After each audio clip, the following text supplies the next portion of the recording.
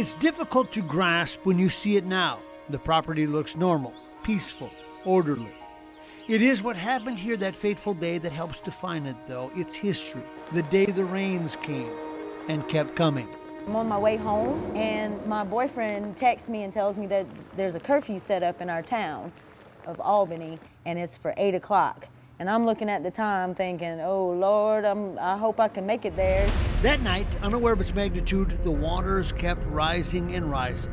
When her boyfriend looked around the following morning, they knew their lives were about to change. When he came outside, he came over here and just leaned up against this post. And then we see the rescue boats coming up the ditch right here on the side and taking people out. We start looking around even more, see water's coming from all directions, coming from this direction. Look down the road that way, it's coming from this direction too. And then that's when we see that the water's coming from this side too. Within an hour, this whole place was flooded. It had become a code red. The reality was they had little time. So they had to go back in the house and make decisions about what to take, what to preserve.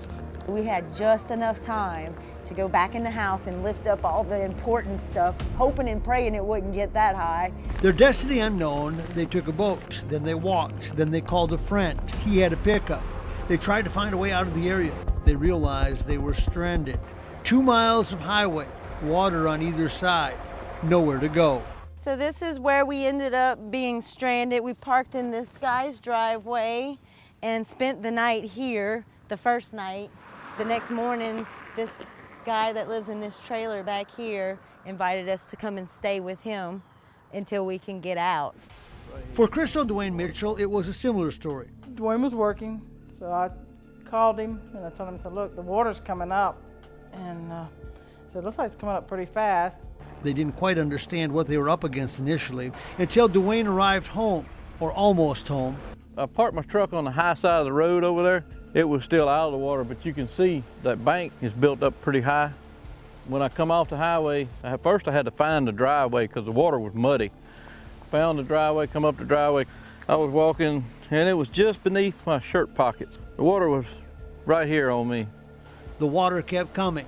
There was nothing they could do. Got up to about right here on me when I decided that we needed to go upstairs. Darren Cunningham lived nearby. He had other issues besides his own safety. He had raced horses and special buggies that he had purchased that had appeared in movie sets, all now at stake.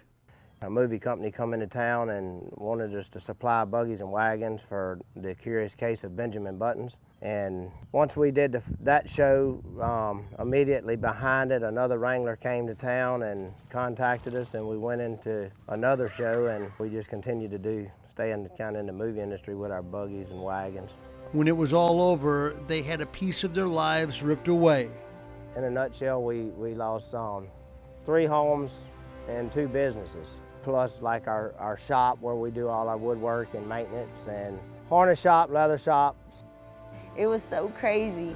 People across the street have horses and they're trying to rescue the horses, so they're trying to bring them out in the road too.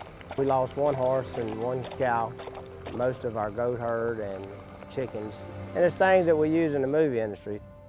Very little was spared, including the local school district, where they were preparing for an upcoming year. We have 18 buildings on campus, classroom, buildings, hallways. All 18 of those were under 2 and 3 feet of water. Basically, contents were 100% lost. George and Lynette Vicnair had a different perspective. They run a child care center, and while they had to endure the wrath of Mother Nature, their property was preserved, turning them quickly into caregivers for anyone who needed it. I got on Facebook and asked for donations of clothing, any kind of diapers, what have you. We started cooking meals and offering them to the families, and we were putting out about 125 meals a day. They were part of what came out of the devastation, the other side, where the human spirit was awakened, where hands were joined, where the best of human nature had a chance to shine.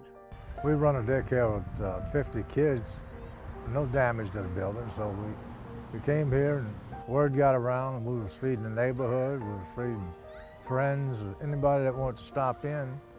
we were feeding, and we had a carport full of bags of clothing that our girls had separated by sizes, and people came and picked out what they wanted and what they needed. And that's where this story takes a turn. Because when the damage was done, it was substantial for so many.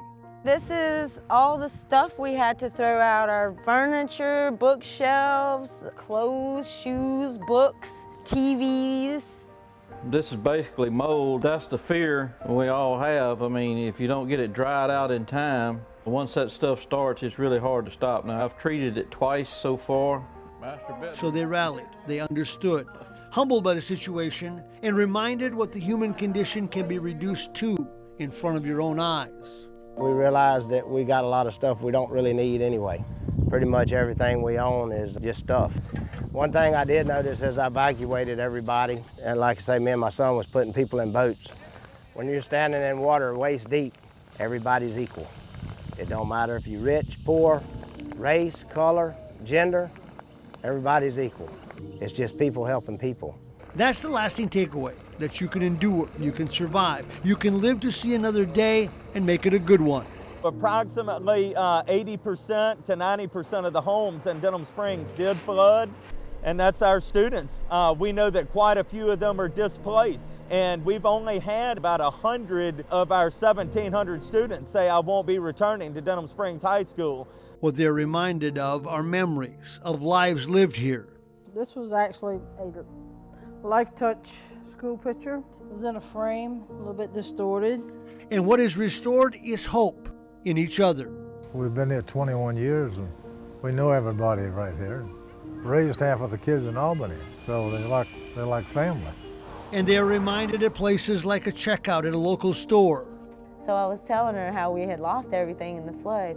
This lady behind us, in the line behind us, paid for our stuff, all of it.